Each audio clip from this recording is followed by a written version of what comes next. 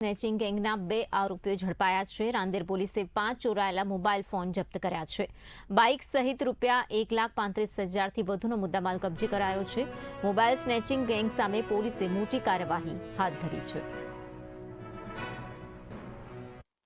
સુરત શહેરમાં mobile snatching અને mobile ચોરીના ગુનાઓ અટકાવવા માટે respected CP sir, sector 2 sir અને ડીસીપી સરના સીધા માર્ગદર્શન હેઠળ રાંદેર પોલીસ સ્ટેશનની ટીમ દ્વારા ચોક્કસ બાતમીના આધારે અત્યારે જે અનડિટેક્ટ જે છે બે પોલીસ સ્ટેશન અશ્વિની કુમાર અને ઉત્તરાયણ એના 2 આરોપીને પકડવામાં આવેલા છે।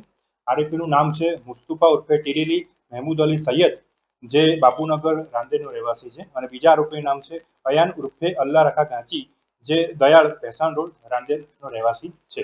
આ આરોપીના ગુનાહિત ઇતિહાસની વાત કરીએ તો આરોપીઓ વિરુદ્ધમાં ભૂતકાળમાં આરોપી નંબર જે 1 છે એના વિરુદ્ધમાં 12 ગુના અને 3 પાસા કરવામાં આવેલ છે, અને આરોપી નંબર જે 2 છે એના વિરુદ્ધમાં 2 ગુનાઓ છે।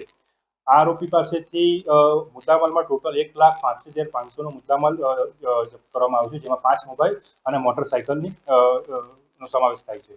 આમની એમઓ એવી રીતે હતી કે આ આરોપી જે રોડ પર રસ્તા પર જે રાહદારી ચાલતા હોય એની પાછળથી બાઇક પર આવીને મોબાઈલ સ્નેચિંગ કરવાની આ લોકોની એમઓ હતી।